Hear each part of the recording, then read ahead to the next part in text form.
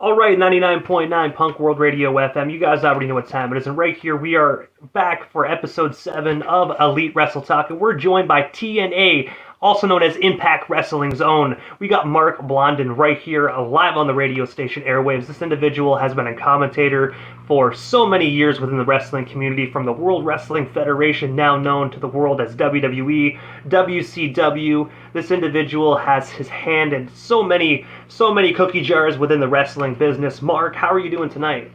I'm fine. Yourself? I'm doing great, best I can possibly be. I hope the snowstorm didn't affect you guys that much out there in Quebec that it did here in Ontario. We definitely got a crap ton of snow, to say the least. This morning we had about maybe 5 centimeters, and a bit of those centimeters melted during the day. But I'm surprised we do the interview in English. Unfortunately, I would say if I could speak French, I would totally do it. No problem at all.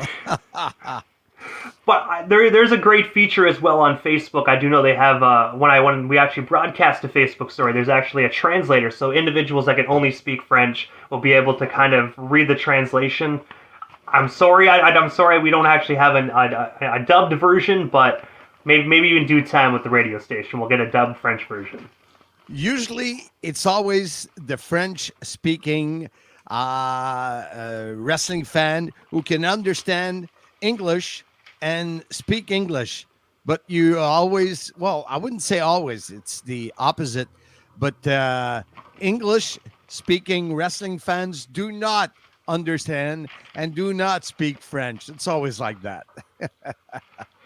I will admit, I went to AEW recently, Collision and Dynamite both nights, and there was some chants that were going on that I was looking around being like, what are they chanting? Like you could tell, obviously, if they're chanting towards a heel, it's negative. You could tell that atmosphere of it, but the actual, like, what they were saying, I nudged the guy beside me. I'm like, hey man, what are they saying? And he's like, I don't feel appropriate saying it. I just wanted to let you know that they don't like them very much. I'm like, okay. Okay, yeah. The chants are very emotional. Yeah.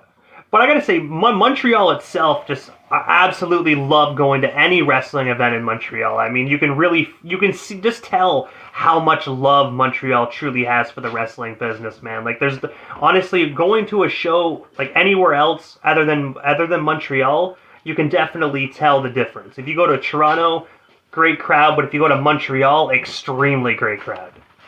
Well, it's a question also of history in Montreal, the wrestling business. There's so much history, and being, I don't know, you say that in English, Latin, or maybe more, I don't know how to say in English, but the fact that we are French, there's a certain different flavor to wrestling fans. And also, as well, I got to take you back to the year 1986, where you were actually working as a radio DJ in Quebec. Around that same time is where you actually got your start with the World Wrestling Federation. I was wondering if you could actually just tell us a bit more about that opportunity, and of course, your transition from terrestrial radio into sports commentary. Well, that was, I would say, being there at the right moment, and to have an opportunity. And what's very important for everyone who listens, I turned 65 last summer, and I guess that the message is always that one: if you see an opportunity, grab it. You never know where it's going to bring you. And I was I was a DJ at the Montreal Sequoia FM radio station, and I was also part of the promotional team. All the promotions, giving away bumper stickers, T-shirts, and it was very, very, very strong in the years of beginning of the 80s. And we did a contra deal with WWF, where during radio hours we would give away tickets to go see WWF. And in exchange, we talked about it on the air. And because I was the one who talked with Guillaume, who was in charge of WWF for all French in those years, I was invited because in 1986, when I started in Montreal, I remember Pat Patterson saying, "I don't believe we still have that here." We had a section near the ring that was for VIPs, friends of, if you knew someone. It's the only town that still had that in those years. And I was in that VIP section, and I was very cocky, very, very cocky. I was very sure of myself. And I think I liked a lot the spectacular that is around wrestling. And honestly, I was disappointed by the ring announcer, who had a lot of problems with his English. I remember he had problems. He could say manager instead of another word. And as I said to myself, I don't believe they got this big show, WWE, with the big stars, and the ring announcer in Montreal does not deliver to the extent that it should be. It's like if he, I have a lot of respect. This gentleman is died many years ago, but I'm not saying that in disrespect. But and I went to see Guillaume, and I told him at the end of the show, if you're looking for a real good ring announcer, I know one. And he said, "I guess you're talking about yourself." And I said, "Yes." And I think it took one or two shows, and they gave me my chance. And once I grabbed the chance, I did my job. And also, as well, during your time with during your time with the World Wrestling Federation, you actually had the opportunity to just share the limelight with so many amazing individuals, from Andre the Giant to Macho Man Randy Savage, and the list goes on. I was wondering if you can actually just tell us a bit more about the individuals that you worked with, and of course, do you actually have any fond memories with Andre the Giant? Because I've heard some stories that he was such a funny guy to actually be around. Well, he was not funny being around me, that's for sure. Because, like I told you earlier, I was a cocky young individual who thought he was, the big thing, and my mistake was that being French, I thought that automatically I was going to be friends with Andre, and the only thing that helped me is I was always with Mean Gene Okerlund. And being with Mean Gene all the time, Andre accepted me. But I was not very close to him. And I didn't share, I don't remember sharing some fun moments with Andre. And I have to say as well, rest in peace to the late great Mean Gene Okerlund, man. Such a phenomenal announcer. The man was absolutely phenomenal at what he did, and his legacy will definitely live on. I still wish he was still here with us. I really miss watching the WWE Vintage Collection and going back and watching the old WCW, hearing him on there. Such an amazing voice. Yeah, amazing voice, incredible voice, and such a good human being. Every time I saw him, he had always, the first time I see him every once in a while, was always the same sentence. "Did you see my friend Jean Beliveau?" For him, Jean Beliveau was a great hockey player for the Montreal Canadiens who passed away a few years back. And every time I saw Mean Gene was always his opening sentence. "Yeah, did you see my friend Jean Beliveau?" And we had some good, because his son played for the Islanders, New York Islanders, and he was a big hockey fan. So me too. On my side, I'm still a huge hockey fan. So we had good discussions. And when we did the Saturday night main events, we both shared the same stage. So he was doing the interview, let's say, with Andre. And as soon as he was finished, I was thrown on the stage and do the same thing. So we were often together. And also, as well, in the year '91, so just a few years after your debut in the World Wrestling Federation, you actually became the main French commentator for WCW Power Hour and, of course, other WCW programming out there in Quebec. I was wondering, how did that actually come to be for you with the World Championship Wrestling, and what ultimately led to you transitioning and jumping ship to that company? I think if I remember well, Raymond Rougeau retired from wrestling, and in those years, it's still the same thing today. When you're a wrestler and you retire, you have a possibility of doing other things with the company, agent or whatever, and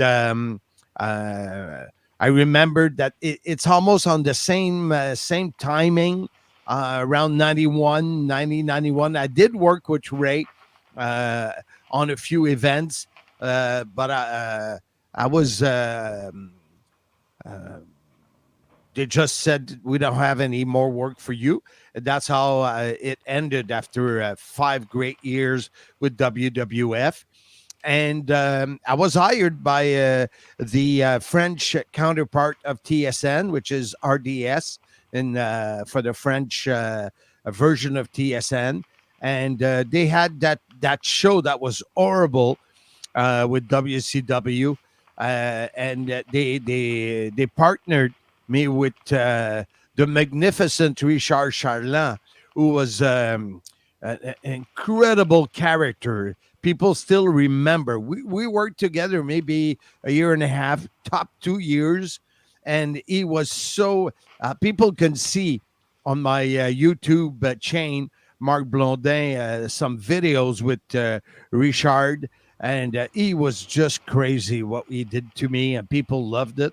Even if the wrestling show was not what it was, let's say in the late 90s, 91, 92, 93 was not, WCW was not, the main thing. You couldn't compare to WWE or WWF. Cheers. Yeah, this was actually definitely cheers. I got to say, it definitely was a few years actually. Obviously before the Monday Night Wars and whatnot. WCW still had a great roster back then as well. I believe around '91, Dusty Rhodes was still doing his thing in the ring. You had Sting, but obviously not the Scorpion style. Just like that's the eye face paint going on. It was a great, honestly, in my honest opinion, it was a great year and a great time for WCW as well. Yeah, they had big stars, but I think it was taped at Disney, and there was not a lot of people in the crowd. The production quality was what I remember, and there's a lot of joking. I have my weekly podcast called Sim, which is for Soyez-y, Mesdames, Messieurs, and they always, my partner Ansem GF always makes joke that I don't remember things, so. But what I remember, it was not a great production. And especially at the time, Disney, I will admit, Disney did not really know what the heck they were doing with wrestling. I mean, at the end of the day, you have a certain product that Disney had, and obviously wrestling and Bambi are two entirely different things. Yeah, it was, and that's why it didn't really last long. I think we did 2 years, and after that, I had maybe a 5-year break that I was not involved in wrestling anymore. And during that 5-year break, you actually came back, and I remember that you guys actually hosted a 7-week-long WCW pay-per-view marathon from Starrcade 99 right up to Bash at the Beach 2000, but unfortunately, the show was canceled due to the Vince McMahon and WWF purchasing World Championship Wrestling. I was wondering if you can actually just tell us a bit more about this merger, and did you guys actually know that that WWF actually purchased WCW, or was it a last minute thing? Like, you know what, guys, 1 minute you're employed, next minute, sorry guys, you're out of a job. Well, because we did things in French, um, we we did aired WCW longer than anywhere else in the world. Because I remember sometimes they forget we exist. We exist. And I remember my boss at RDS, TSN French. He took all the former pay-per-views that we used to do, and he put them on the air, even if Vince had already bought WCW and it was finished for WCW, but we aired maybe for 2, 3, 4 months, whatever it was, past everyone in the world who were still there, and then it was, of course, we had to stop. But we were there It's crazy. later than the end. I gotta say, that's actually phenomenal, because I do briefly remember that, because obviously I'm out here in Ontario. We can still get RDS if you go to the high-up stations, especially back in the early 2000s. I remember being younger and actually watching those pay-per-views after the WWF purchased WCW, so you definitely are right on that. I gotta say, it's kind of cool that they actually didn't notice that for months. Yeah, and the what was special about WCW is in '96, I was ring announcer for Jacques Rougeau. I think it was called Lutte 2000 for 2000, and he. What I heard is that he had a call from Sharon Sodello, who was in charge of international at WCW, and she asked him to try to find some French-speaking announcer or whatever or you call it to do the French version of Nitro. And Jacques, of course, the first person he thought was Ray, his brother, of the fabulous Rougeau brothers. But Ray was wanted to stay with WWF. And he said to me one night, it was in Verdun. He did the show, and he said, "You should call Sharon Sodello. She's looking for someone to do the shows in French." So as soon as I woke up the next day, I did call Sharon, and we got along really well on our first conversation. And she asked me to find a co-announcer, a color man that had a European accent, because the first things that we did for WCW was not in Quebec. It was for Belgium on the French side, and on the English side of the English side, would say in French we say Flamand, Dutch. I think the Dutch side is how you would say it. So that's where I partnered with Michel Le Tourneur, who was working as an MC for my entertainment company, and that's how it started. But it's funny because I was at when was that? Was it Slammiversary or Bound for Glory last October, and I saw Keith Mitchell. Does that name ring a bell to you? It does, yeah, Keith Mitchell. Yeah, Keith Mitchell was a few years back one of the top guys working with WWE, and he's the one who got us to do the demo in French at the CNN Tower in Atlanta in '96. And I remember this was really, really awesome. Of course, like you and like a lot of people listening tonight, he didn't understand nothing of French. Okay, so he just said, "Okay, guys, do it, and we'll see how it goes." And the chemistry, Michel and I, came naturally. It was okay. So he said, "Guys, I did not understand not one word of what you said, but it sounded great. So it's good." So we got the job. But the big thing that really astonished me or really surprised me was that when he said, "Would you be interested in do it in English?"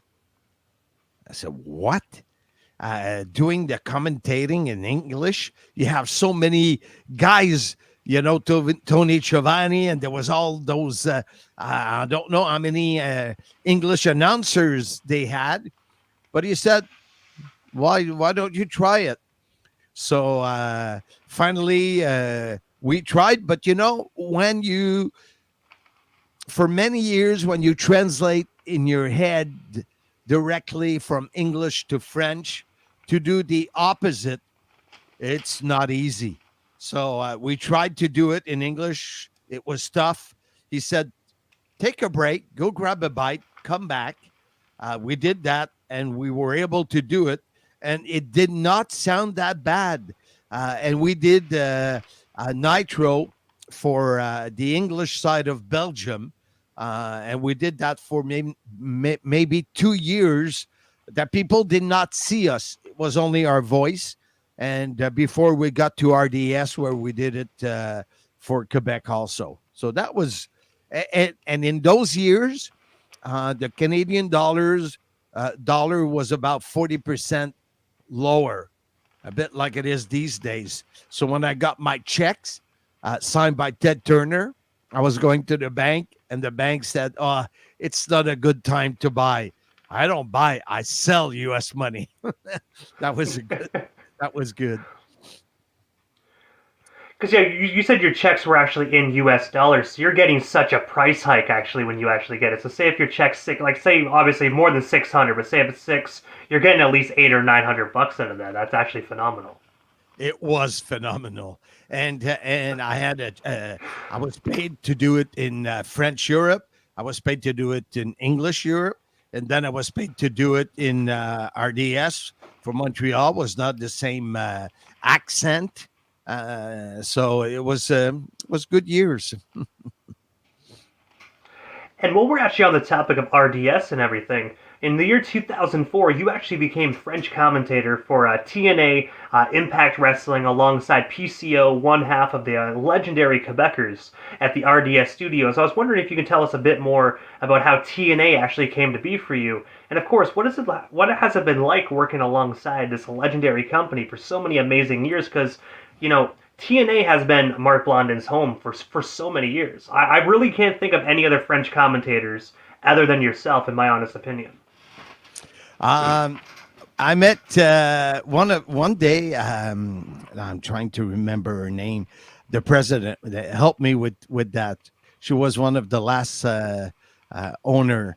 I see her face, but I don't remember her name. TNA. Was it Dixie Carter? Exactly. Thank you. I was testing you. But I remember one day I saw, and she was asking who I was. And I told her I'm the longest commentator that's been with you since the beginning. I did, 2004 to 2015. That's 11 years. And it started in Montreal. Bob Wright, who had the rights to sell across Canada, came to the RDS studios with Scott D'Amore, who is my boss today, and they asked us if we could do something with TNA, and I started with Michel Le Tourneur, who was my partner with WCW, and then afterwards. Not long after that, PCO joined me, and I told you earlier about Richard Charlin, the magnificent Richard Charlin, who was so funny, and the other one was PCO. All the things he did to me, we're still great friends, and he that was we dressed costumes and things like that. Like at Easter, I would dress as a bunny, and we did so much, so many crazy things, and PCO, we were really doing well.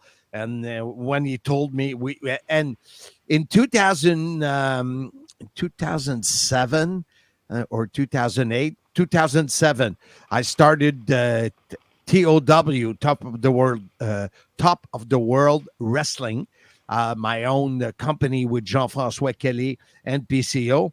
And I think we did one show, it was great. And then he told me that he's going to quit RDS, quit TOW, and he's going to go to England to try to have his chance with WWE.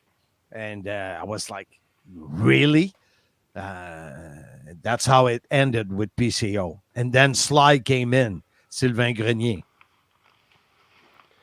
And speaking of Sly as well, because I remember back in the day, I think it was around 2008, you guys had, I would say, obviously now it's like three-way kayfabe feud, which I'm not going to lie, obviously I know wrestling is scripted, but I really thought this was real heat. I really bought into it when I was younger.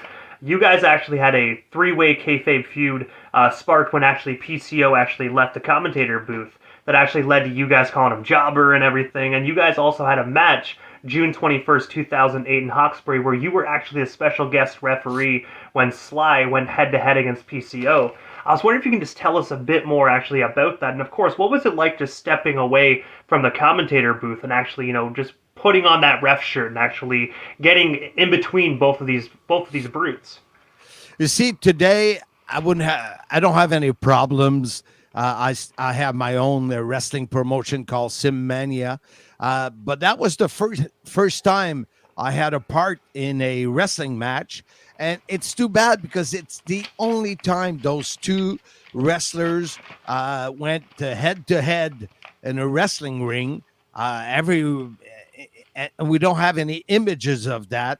I tried to find some; it was not possible. And I remembered that me and Sylvain turned on against PCO at the end, and I remember people yelling at me some bad words in Hawkesbury, but it's good memories to have at least saw that match between PCO and Sly. And also, as well, I have to ask while we're still on the topic of TNA, because obviously, as the world already knows, the wrestling world that is, Impact Wrestling rebranded back into its original form. TNA Wrestling recently, a major announcement. There's now action figure deals. So many amazing things are actually going on with TNA Wrestling. I was wondering if we can actually get your take actually on the rebranding back to its original form, and how do you actually feel about Impact Wrestling rebranding back into what it was supposed to be all along, TNA Wrestling? Yeah, well, as you know, we were live near the ring at the last Bound for Glory, and we didn't know about that video that everyone saw with the treasure chest, uh, and we were looking at that, and and it was how can I say that? Not a lot of people knew about it. So in the business, so it was really surprising. And I remember after the show, it was like that was in Chicago. So it was maybe 11:30 at night after the show. And I said, why are they doing that? That was my first reaction because, you brand Impact, you work hard in branding Impact, and then you change and you bring it back to TNA. But a lot of people still called it TNA. So no, I, I'm still not 100% sure.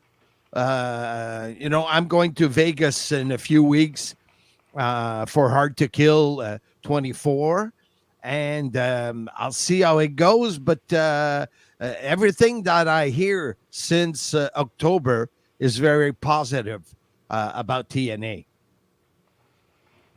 And I got to say, it definitely had me on the edge of my seat when I seen it, because obviously I've watched TNA nonstop on Spike TV back when it had that huge boom. I absolutely loved it and still do. Even the Impact product, I went to a couple shows that actually came around the Ottawa area. Absolutely love Impact and TNA wrestling. So when they rebranded it back to TNA, I got on the edge of my seat as a fan, and I was like, whoa. Never thought I'd see this day, but especially in 2023, anything can happen in the wrestling business, man. This is a great time to be a wrestling fan, in my honest opinion. And you know what?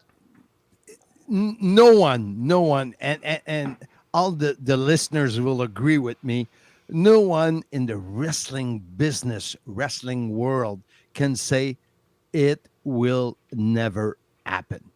No one can say that. No one. Just look at what happened with CM Punk, and there was a picture taken with John Cena with the All Elite champion and MJF, and that picture. A lot of people talked about it. A few years back, you would say that will never happen. But the wrestling business, everything can happen.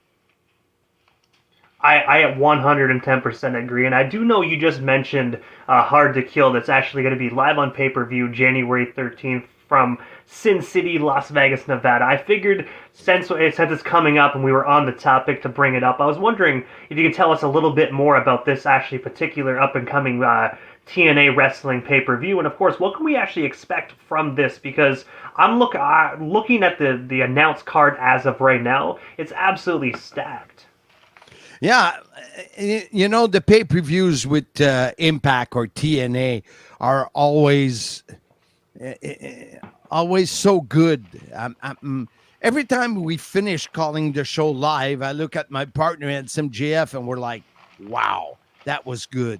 I remember when there was the Bully Ray and Jordan Grace. A lot of people at the beginning would not buy that. The first impression, you say, she can't do anything against Bully Ray.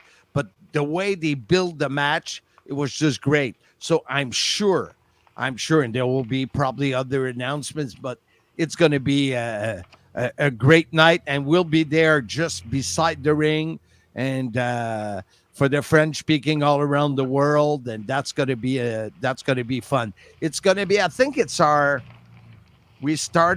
probably our 6th or 7th show that we travel, and we're there beside the ring, and it's just hard from there to come back in basement like we did during the pandemic. We did it in my basement with just the two of us, and trying to have a good technical sound and everything on a Kiswee platform. But being live there is so much fun. And definitely, especially, it's a lot easier. I honestly, I've never been a sports commentator. I just do radio. But I'm assuming it's a heck of a lot easier just being able to actually be there, witness the action, and call the action down the line, being able to witness it with your own eyes rather than watching it on a little monitor. You can't compare. You just can't compare. You get all the fans, the reaction of the crowd. You see the match is really in front of you.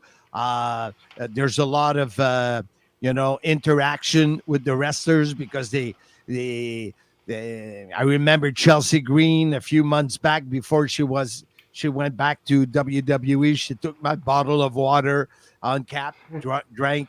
Another time, someone took one of their cap, put it on my head. Bully Ray does some things around our table. We're still hoping to have someone passing through our French commentating table, but now they use plastic tables for us, so it's not gonna happen.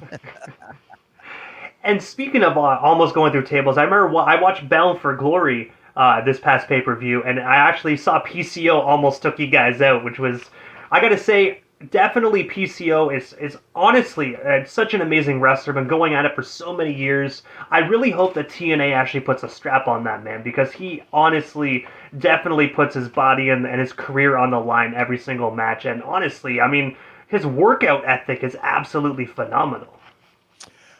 PCO is a good friend of mine. So, every time I speak with him, and I often have him as a guest on my podcast, and I always tell him, please take care of yourself because, like you say, he puts his body on the line. And every match, the match he did with the gun tacker, or I don't know, you called that in English there. He had all the. Um, How would you call that? It's not tax. You know what I mean? Like a gun. Oh, the staple gun? That's it. Sorry, because as you know, I'm French, so Oh, it's all good. Some words does not come easy. But that was crazy, that match, And but I would bet, honestly, I'm not aware of anything, but I would bet a few of my dollars in my bank account that it will happen with PCO. I hopefully, I think they understand what he does, the reaction he gets from the crowd, the quality of his, and he lives like, how can I say that in English? I always tell him, he doesn't drink, he doesn't go out. He always he goes to bed early. It's like he has a life 150% focused on his wrestling career. He knows he doesn't have 20 years in front of him. So even when we're with him, like in Chicago, we give him a ride back to the hotel because we rented a car. And PCO is so cheap. It did not have a car. That's a joke. He's not that cheap. And come and grab a drink with us. No way. No way. He's focused 150%. And that's why he's so good at that age that is not, he's not 25 years old anymore. And he's better than when he was 25. And I have to say that my favorite recent match with PCO is actually the one he did with Bully Ray recently. Like such a hard-hitting match. I remember seeing PCO actually getting dropped on the ladder, and I was sitting there. I was like, "Oh, dude, man, like that has to hurt. I don't care who you are. I know it's scripted, but that definitely has to hurt him landing on a ladder like that." Yeah, and again, I got a blank. But when we talked about the staple gun match there, he did Diona Purazzo's boyfriend. Help me on that. He was champion for about 2 months. I see his face. Oh my goodness. Okay. The name is strike. I see his face, but I can't remember the name. But, there was some cement blocks. There was a staple gun. There was so many things that PCO had to endure. And wow, that match, it was hard for me to call that match from my friend because I knew it was a tough one, really tough one. And especially, too, when you actually know your friend, you know when the pain, obviously is not fake, but, he's acting, and then when you actually know, okay, like, he actually is in pain right now. It must be hard to actually witness, the realism of those kind of matches. It is, because when we see him afterwards, he gives us details of his match and what went well, what didn't go well, and everything. So we're aware if he got really hurt, and we see sometimes he shows us his body that you can see the color is not normal, let's say. And also, as well, you actually have your own podcast that you mentioned briefly throughout the interview called Sim. I was wondering if you can actually just tell us a bit more about your podcast. And of course, for the listeners that actually don't know about this, how can we actually tune in and support this amazing program? Well, our podcast called Sim, because my sentence that every wrestling fan in French knows is "Soyez-y, mesdames, messieurs." And if you take those words, it gives you the S, the Y, and a double M. which means "Be there, ladies and gentlemen." But that's my catchphrase. And we're up to 100 this today. Today was number 144, and we'll be celebrating on March 18th, the third anniversary of the podcast. And it goes. We did radio 6 months. We had the podcast was on the air at a sport radio station in Montreal called 91.9 BPM Sport, and we had to be more actual. And we had all the guys. One guy was talking about AEW. One guy was talking. We had Lufisto was talking about ladies wrestling, everything.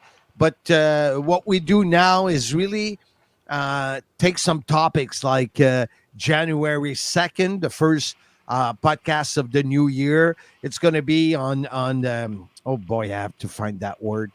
All those matches with a TLC or the cow strap. All how do you say that? Every match, that stipulation match. So we have stipulation match. That will be our first of the year. So we have over 3,000 members in our Facebook group called Soyez-y, Mesdames, Messieurs. And often they write us, they want to be part of it. So they're guests. And of course, we'll have January 2nd and January 9th. Of course, I'll have someone from TNA to hype the French show that will be aired on Fight. So it's fun. I have fun. I don't know if we'll go past 3 years. It's a lot of work.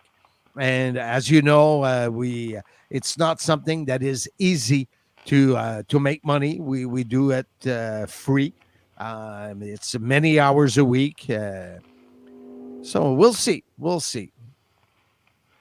And I definitely 100% definitely understand on the whole money situation, especially when it comes to podcasting and radio in general. If you're not working at an FM radio station and you have your own radio station, you're more likely going to be putting more money into it than what you're going to be getting out of it. So I definitely understand 110% with that. Yeah, when we started, we were able to get some sponsors. But again, when you have a podcast, if Boston Open is, very popular, 83 weeks with Eric Bischoff, but French, it's always smaller, and it's hard to to say to a sponsor what it will bring him. So we were able maybe for the first 6 months to get sponsors, but at the end, it's hard to re-sign them for more weeks. And also as well, this year you actually ventured into the art of actually being an author, where you actually released your own autobiography. I was wondering what actually made you decide to write your own book? And of course, where can the listeners actually purchase themselves a copy? Because obviously, Christmas is right around the corner, and depending where you are in Canada, you can definitely purchase yourself a book and get it before or just after Christmas. That was during the COVID-19. Beside wrestling, in 2024, my entertainment company will celebrate 40 years.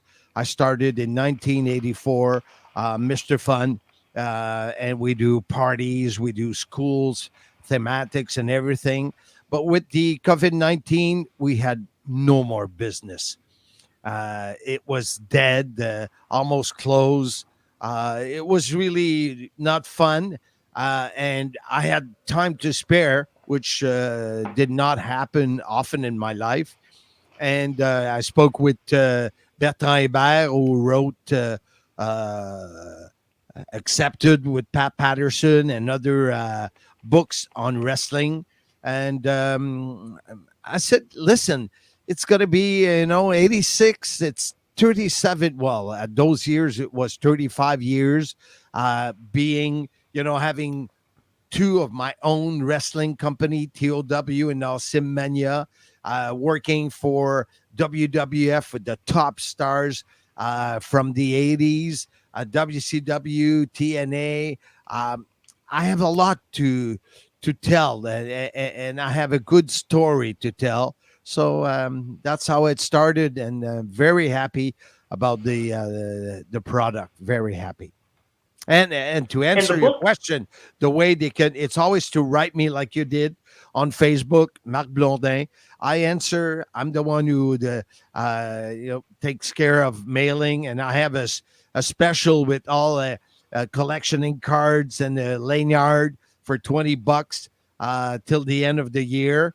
So we still have about 11 days to go for that special. $20, $7 for shipping costs, and you have something that is really cool. And look at the picture in the back, me with Andre the Giant in Paris in 1987, and there's a lot of pictures, a lot, with the Powers of Pain, AJ Styles, Pat Patterson.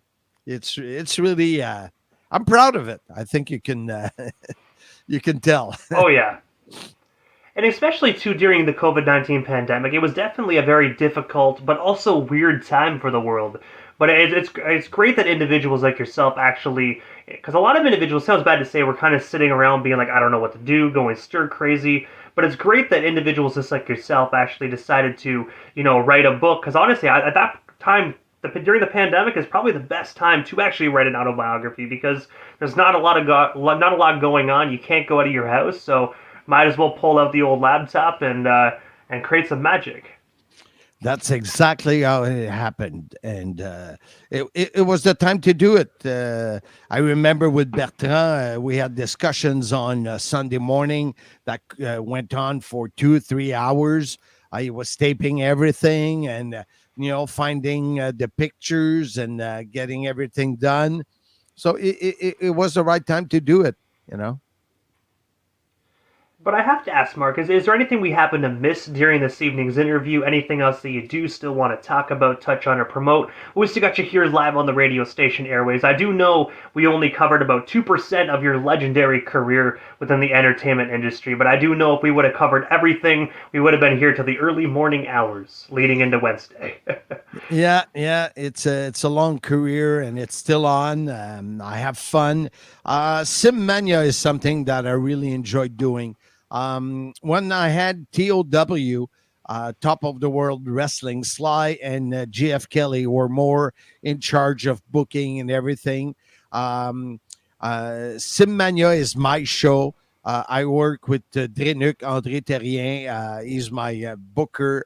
And it's a show that it's really my ideas and the way I see a wrestling show. We do live commentaries in the crowd, live on stage, and it's special. And we have some radio personalities. We're working on for next summer on a show where my partner, Ansem GF, my TNA partner, should be facing ex-Montreal Canadian players in the ring, Georges Larac and Gilbert Delorme. So we're working on that, and I have a lot of fun doing it. My wife Jas helps me a lot in there, and it gives us a chance to do whatever you think the way it should be done, and that's fun when you have all the you control all the strings. It's definitely a great thing to have it when you actually can control the strings. Sorry, and I have to say as well, I'm definitely very intrigued by what you said, that your broadcast colleague is going to be facing some older former Montreal Canadians. I got to say, I'm definitely intrigued just to see how that match is actually going to go down. As a fellow Montreal fan, I have to say, man, like, I don't know who I could root for. I love the TNA broadcasting team, but I also like the Canadians as well. So I feel like I just got to be neutral in this situation. The big, and I hope tomorrow I will have the answer. It's been about 6 months. I'd like to do that show on the South Shore of Montreal, because all my Sim Mania was on the North Shore, like near Laval. and I'd like to do that show on the South Shore, and I'm trying to find a arena or a hall, and it's really tough. Uh, I had a few phone calls, and people still react negatively when you talk that you want to do a wrestling show. I still don't understand that in the years. We're in 2023. The quality of the wrestling shows at 99% are excellent, whatever you go. And that people react like that. But tomorrow, maybe I'll close the deal with a ice rink arena in Longueuil, and I'll be able to put that show together for next spring or beginning of summer. And I gotta say, I definitely agree with you. I don't know why a lot of venues do that. I think they might think wrestling, and they probably seen stuff like ECW and think, oh man, like my venue is gonna get burnt to the ground. But honestly, not a lot of companies really do the ECW thing. ECW was one of a kind. It was one of those things they did back in the '90s. But I mean, most wrestling promotions, especially independent ones, they're very respectful with the venue. If they say you can't do this, majority of the time they really do respect the owner of the venue's wishes. Yeah. And besides that, wrestling today, if you want to have success, people are not dumb. So if you offer them a show that is good, well paced, not too long, like our shows, we do it on Sunday, and we start at 7, and at 9:30, 9:40, it's finished. It's a Sunday night. People work on Monday, but some if you try to like what a All Elite Wrestling did in Montreal, start at 7, finish at midnight. This is crazy. People, it's too much. It's too much. So you have to know what to give people, and if they like it, well, they come back, and that's how it grows your promotion. I will definitely agree with that. I was at both the nights for Montreal, and I think the Collision night, it was about midnight it ended, and I will admit, Mark, by the time it hit 11:45, I was sitting there like I couldn't even cheer. I was like, I'm a fan. I love this, but I'm tired. I just want to go home. It's the only time I ever sat back at a wrestling event was like, I just want to go home, dude. Yeah, exactly. It's just too much. Just too much. Like a lot of the fans were getting up and leaving, but it sounds bad to say me as a fan. At the end of the day, I'm still a fan. So I was like, what if I leave and a good match happens, right? So I'm like, I have to stay, and you never know what you're gonna miss. Because knowing my luck, I would actually leave, and something big would happen. They'd have like a dark match, and it'd be just a huge dark match, and I'd be sitting there being like, I should have stayed. Why did I have to drive back to Ontario? I should have stayed. Yeah, it's like that. It's like a hockey game. Sometimes I see people leaving with 5 or 6 minutes. They want to make sure they're not stuck in the traffic, and their 2 or 3 goals are scored, and they miss everything, just in case they were stuck in traffic. Just stay, grab a beer, relax, and then leave. But Mark, before we actually part ways here this evening, obviously I know how to follow you on social media, but for the individuals that actually do not have the legendary Mark from TNA Impact Wrestling on their social medias, how do they go about following you and staying updated on everything you currently got going on, and of course, this up-and-coming wrestling show you're putting together as well? Well, everything is, I would say my major social media is Facebook. And it's Marc Blondin. You see my name on the screen. You'll find me. There's another Marc Blondin who did painting in my house. So he's a painter. So he's not the good wrestling guy. But soyez-y, mesdames, messieurs. It's a Facebook group where we really I put all your promos regarding this interview on my group, and that's the best way to follow me. And follow everything we do. Of course, it's in French, but and if you go on YouTube, because I know there's a lot of the interviews I did in the 80s and special things that we do. And one thing you want to see if you're a wrestling fan, in 1998, we did a baseball game, softball game between the Montreal Canadiens and the Wrestlers. And I was talking about that with Dino Bravo's daughter a few weeks back. We played ball. Hacksaw Jim Duggan was hitting with his 2x4. You could see the match is all there on my chain, on my YouTube chain, Marc Blondin. You see it was slippery like hell. You see Jake the Snake just falling, open his glove. The ball falls in his glove. The Rougeaus were there. Dino Bravo, Gino Brito, Rick Martel. They were all there. So if you want to see, you don't have to be French to see something that it's impossible to imagine that it could happen before a Raw.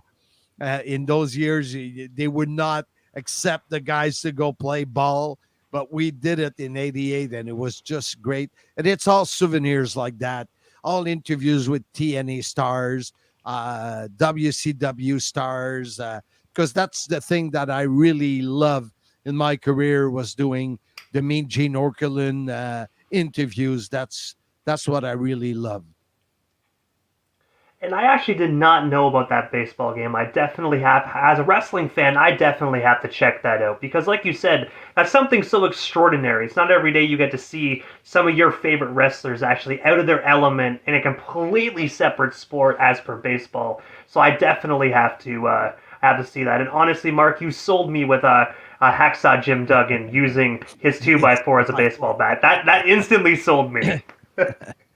Well, go ahead, and it's like YouTube, Marc Blondin. You'll see there's so many stuff on that, so many interviews from France and things that we were able to keep, put our hands on, and put it on my chain. So. And I gotta say, first and foremost, Mark, thank you so much for providing not only myself, but the radio station Airwaves with a bit of your time. It was such an honor speaking with TNA Impact Wrestling's finest. I'm super excited to see you back on the television screen come January 13th for TNA's up-and-coming pay-per-view Hard to Kill out of Sin City and Las Vegas, Nevada.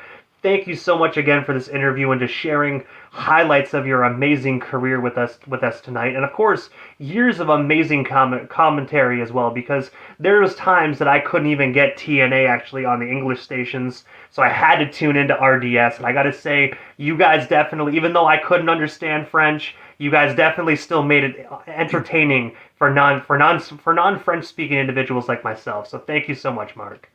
Well, thank you very much, and I hope my English was not that bad.